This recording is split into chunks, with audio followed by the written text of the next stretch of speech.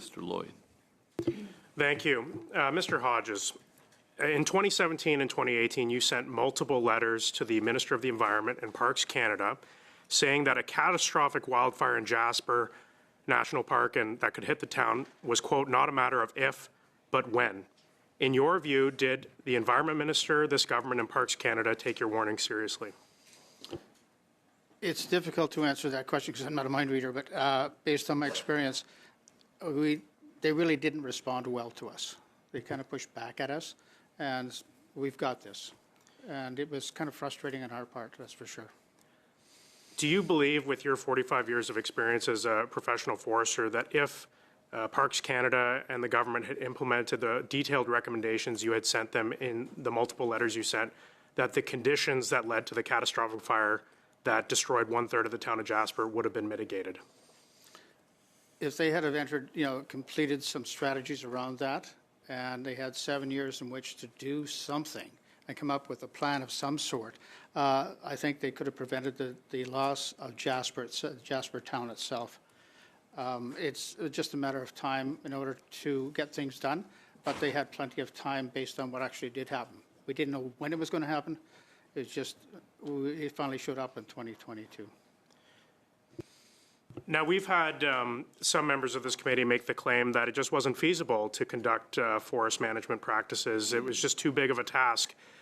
Based on your experience in forestry, how long would it have taken to implement the program that you recommended to the government? How long would it have taken to have made the effort to mitigate the conditions that led to this fire? Well, you throw a chunk of equipment at this if you wanted to do, some harvesting. In the Bowen in the late 80s outside of Prince George, they had 400 trucks coming off the road. So they can throw equipment at it to the nth degree if they want to.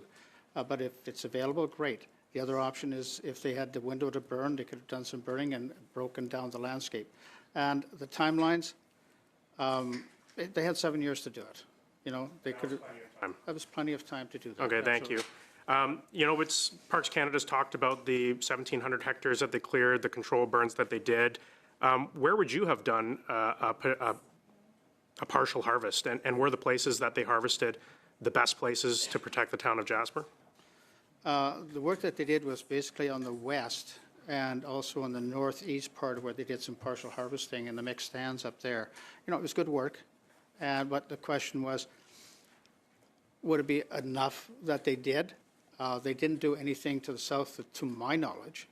And I think if they had done a big chunk of work, because that was the biggest area of mountain pine beetle kill, a solid state right from almost Wabasso all the way right into town. It was all standing dead pretty much. And if they had have done something with that down there and broken that continual fire fuel, then they would have probably prevented the fire from entering Jasper itself, Jasper town. Now, where do the prevailing winds usually come in the months where fire is a risk to Jasper? What directions do they come from? They generally come from the west through the pass out of BC and also to the south. And it depends on whether you have high pressure system and where that sits as well. In the case of this catastrophic fire, the main force of the fire came from the south, is that That's correct? That's correct, yes. And to your knowledge, there was no significant clear cutting or any mitigation efforts on the south side of Jasper to protect the town? Not specifically for addressing mountain pine beetle. The answer would be no. And, with your extensive experience with mountain pine beetle and not knowing what Parks Canada would have known about mountain pine beetle, was there enough done to mitigate and clear the dead brush of mountain pine beetle that would have we've seen like explosions of bark sending embers kilometers away. Was enough done on the south end of the park? I think you've already kind of said that, but. Yeah, I kind of answered that. And to my knowledge, I'm not aware of any work that had been down to the south outside of when they spent a significant amount of funds redoing, I think it's Wabasso campsite. And there was major work done there. So they spent a significant amount on a campsite, but not as much on actually protecting the town. Now, in your opinion, you had alluded to this in your remarks, you don't believe that Parks Canada has necessarily the expertise to manage forests in our national park. Can you elaborate on that?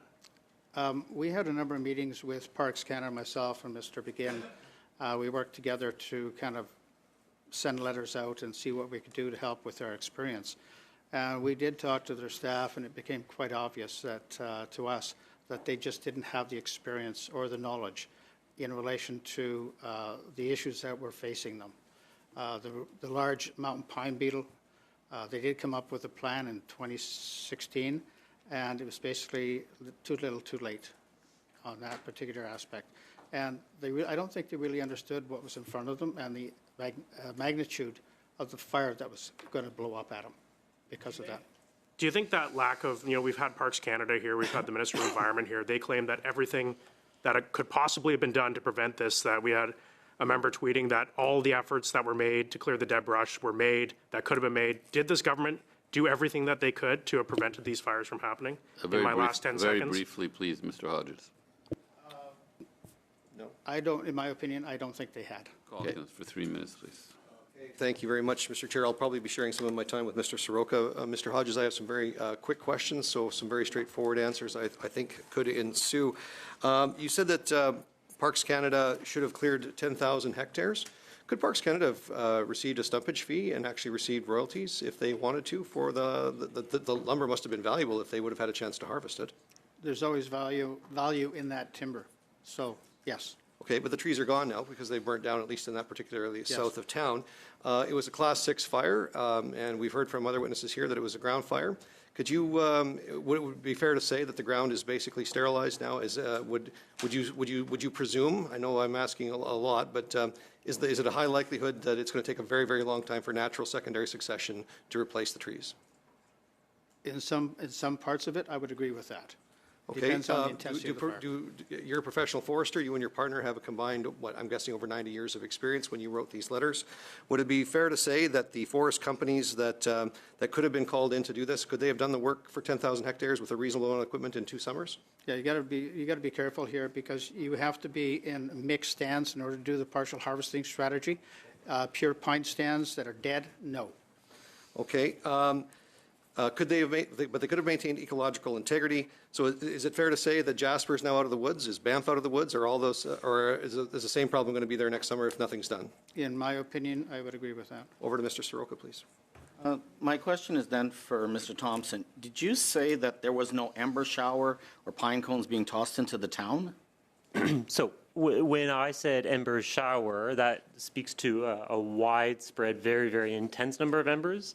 And we did not document that. What we would have seen is a sparse shower of embers that cause sort of single home ignitions is what our documentary evidence is. When the Prime Minister, the Minister, and Parks officials said there was ember showers, pine cones being tossed into the town, were they misleading the public then? No. There were pine cones being launched into town. What I'm talking about is a widespread ember shower where the whole surface is covered, and what we would have seen there would have been within 3 or 4 kilometers away, launching of single pine cones.